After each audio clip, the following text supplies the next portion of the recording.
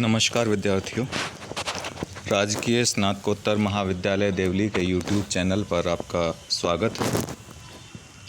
आज के हमारे पठन पाठन का विषय है केशवदास की रामचंद्रिका के अंतर्गत हनुमान लंका गमन प्रसंग। और सर्वप्रथम हम पद्यांश का सस्वर वाचन करेंगे। तत्पश्चात कठिन शब्द एवं उनके अर्थ जानेंगे, प्रसंग के बारे में जानकारी प्राप्त करेंगे और व्याख्या और अंत में विशेष।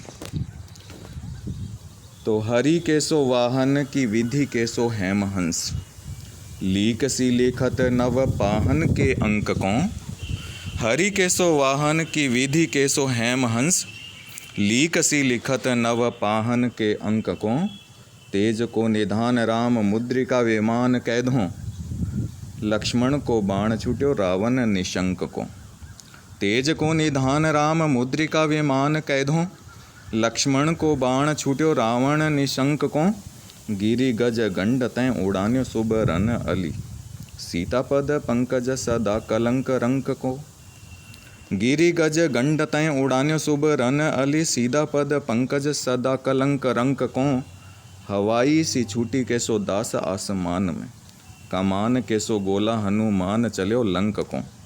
हवाई सी छूटी के सो दास आसमान में, कमान के सो गोला हनुमान चल्यो लंक को।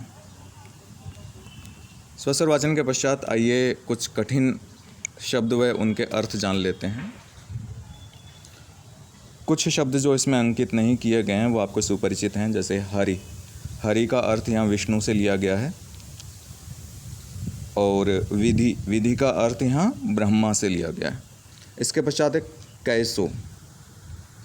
कैसो का अर्थ है के समान। हेम हंस से तात्पर्य है स्वर्ण अथवा सोने का हंस। लक्ष्यार्थ ब्रह्मा की सवारी से है। नभ पाहन का अर्थ है आकाश रूपी पाषाण अथवा पत्थर से। निधान भंडार के लिए प्रयुक्त हुआ है। और गिरि गजगंड का अर्थ है पर्वत रूपी हाथी का कुंभ स्थल। गिरि पर्वत को बोलते ही हैं और गजगंड हाथी के कुंभ स्थल के लिए। कुंभ स्थल वह स्थान होता है जहाँ से मद श्रावित होता है। हवाई सी का अर्थ यहाँ आतिशबाजी के समान से लिया गया है। आइए प्रसंग पर गौर करते हैं कि प्रसंग के अंतर्गत कवि केशवदास हैं। ग्रंथ है रामचंद्रिका और रामचंद्रिका के अंतर्गत हनुमान लंका गमन प्रसंग। और संदर्भ क्या है? संदर्भ है कि कवि ने लंका की ओर छलांग लगा रहे हनुमान जी की शोभा का वर्णन किया है। इसके पश्चात आइए इसकी व्याख्या पर आते हैं। एक एक पंक्ति लेकर इसकी व्याख्या करने का प्रयास करते हैं। हरि केसो वाहन की विधि केसो हेमहंस, लीक सी लिखत नव पाहन के अंक को। हरि केसो वाहन, हरि अर्थात विष्णु। तो विष्णु के वाहन कौन है? गरुड़।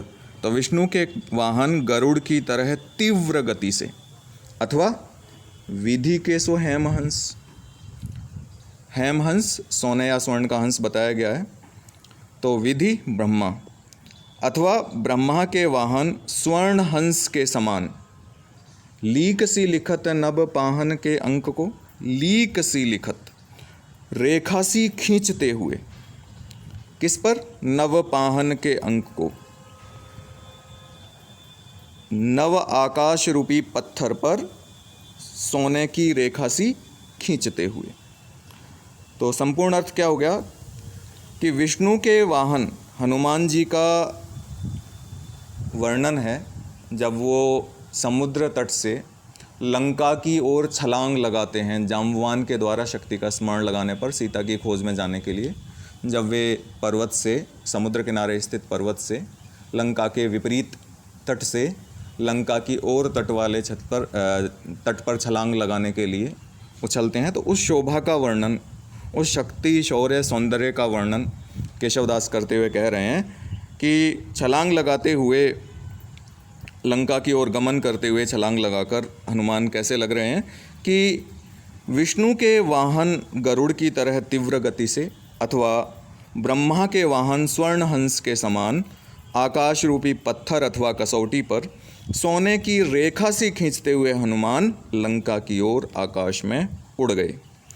आगे, तेज को निधान राम मुद्रिका विमान कैंधों, लक्ष्मण को बाण छूटे और रावण निशंक को। और हनुमान कैसे लग रहे हैं? मानो शक्ति के भंडार, शौर्य के भंडार अथवा तेज के जो भंडार हनुमान हैं, वो मानो राम द्वारा दी गई अंगूठी को ही, राम मुद्रिका, राम द्वारा की गई अंगूठी को ही, राम द्वारा प्रदान की गई अंगूठी को, राम ने सीता के लिए अंगूठी प्रदान की थी क्योंकि सीता हनुमान को नहीं पहचानती थी, तो राम की अंगूठी के माध्यम से उन्हें पहचाना जा सके, इसलिए चिन्ह के रूप में अंगूठी प्रदान की थी, राम मुद्रिका। तो शक्ति, शौर्य इत्यादि के तेज से युक्त हनुमान मानो राम द्वारा दी गई अंगूठी को ही विमान बनाकर उड़ गए, अथवा लक्ष्मण को बाण छूटे और रावण निशंक को, अथवा मानो घमंडी रावण को मारने के लिए लक्ष्मण ने बाण छोड़ा हो। और हनुमान कैसे प्रतीत हो रहे हैं? गिरी गज गंड ते उड़ाने सुबरन अली, मानो पर्वत रूपी हाथी के कुंभ स्थल से स्वर्णिम रंग का कोई भ्रमर, सीतापद पंकज सदा कलंक रंक को। मानो पर्वत रूपी हाथी के कुंभ स्थल से, कुंभ स्थल जहाँ से हाथी का मद श्रावित होता है, पर्वत रूपी हाथी के कुंभ स्थल से स्वर्णिम रंग का कोई भ्रमर सीता के पद रूपी निर्मल कमल की शरण पाने के लिए उड़कर आकाश में चला गया हो। कलंक रंक का मतलब है यहाँ निर्मल से, और पद पंकज, सीता पद पंकज का, सीता के पद रूपी, कमल रूपी चरण। और कैसे प्रतीत हो रहे हैं हनुमान? हवाई सी छूटी केशवदास आसमान में। केशवदास का नाम है, कवि का नाम है। रूढ़ी रही है कि प्राचीन जो कवि होते हैं वो कविता में कहीं ना कहीं अपना नामोल्लेख करते हैं।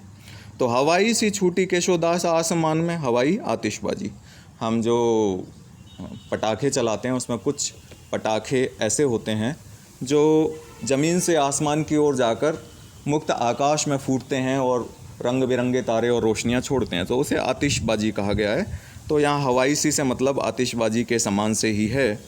तो कैसे प्रतीत हुए हनुमान? अथवा मानो आकाश में किसी ने आतिशबाजी की हो, अथवा कमान के सो गोला हनुमान चले लंक को, ऐसा।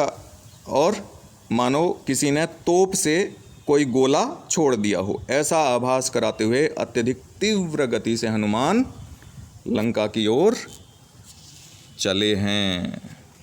तो ये इसका अर्थ एवं भावार्थ हो गया था। आइए इसके कुछ विशेष बातों की ओर गौर करते हैं। पहली बात जो हम इस पद्यांश के बारे में लिख सकते हैं, भाव पक्ष से संबंधित और साथ ही थोड़ा बहुत कला पक्ष भी आ जाएगा इसमें, कि कवि ने, केशवदास जी ने लंका की ओर छलांग भरते हनुमान की गति, शोभा व शक्ति का आलंकारिक वर्णन किया है। अलंकारों के माध्यम से उन्होंने उनकी शोभा, गति व शक्ति को बखूबी चित्रित किया है। साथ ही पद्यांश में अगर अलंकारों पर गौर करें तो उपमा अलंकार है, ठीक है। हरि केसो वाहन, लीक सी लिखत, हवाई सी छूटी, तो इन सभी में आपके उपमा अलंकार है, उपमेय उपमान है, और साथ में उपमा के तीनों चारों अंग हैं जो उपस्थित हैं। साथ ही सादृश्यवाचक शब्द भी इसमें आया है। रूपक अलंकार भी विद्यमान है। जहाँ जहाँ रूपी शब्द का प्रयोग हुआ है, जैसे नभ पाहन, आकाश रूपी पत्थर, और सीता पद पंकज, और गिरि गज गंड, तो यहाँ रूपक अलंकार हो जाएगा। पद्यांश में उत्प्रेक्षा अलंकार भी विद्यमान है। आपको ध्यान होगा कि तेज के निधान राम मुद्रिका विमान कैदों, कैदों उत्प्रेक्षावाचक शब्द है, अर्थात कवि कल्पना कर रहा है, और वैसे ही समस्त पद्यांश कल्पना से ही प्रेरित है, तो उत्प्रेक्षावाचक शब्द भी आ गया है और हमें ज्ञात भी हो गया है, तो उत्प्रेक्षा अलंकार हम लिख सकते हैं। और आप जानते हैं कि अनुप्रास अलंकार लगभग सभी पद्यांशों में विद्यमान रहता है, चाहे वह छेकानुप्रास हो, वृत्त्यानुप्रास हो अथवा अंत्यानुप्रास हो। तो अंत्यानुप्रास तो विद्यमान है ही है, और अगर आप इस पर गौर करेंगे तो गिरि गज गंड शब्द आया है, गय गय की आवृत्ति हुई है, यहाँ वैसे भी छेकानुप्रास अलंकार हो गया। कलंक रंक में, पद पंकज में, इसी सभी में छेकानुप्रास विद्यमान है। तो आप सम्मिलित रूप से लिख सकते हैं कि पद्यांश में अनुप्रास अलंकार विद्यमान है, और साथ ही छंद के बारे में लिख सकते हैं कि दंडक छंद है। जब हम छंद का प्रथम वर्ष में आपने वैसे छंद पढ़े हैं, तो आपको ध्यान होगा कि दंडक छंद में कौन कौन से छंद आते हैं, तो उन्हीं छंदों में से एक ही है। तो आप सम्मिलित रूप से, आप समन्वित रूप से लिख सकते हैं कि पद्यांश दंडक छंद में रचित है। आज के लिए बस इतना ही। आप सब लोगों का बहुत बहुत धन्यवाद।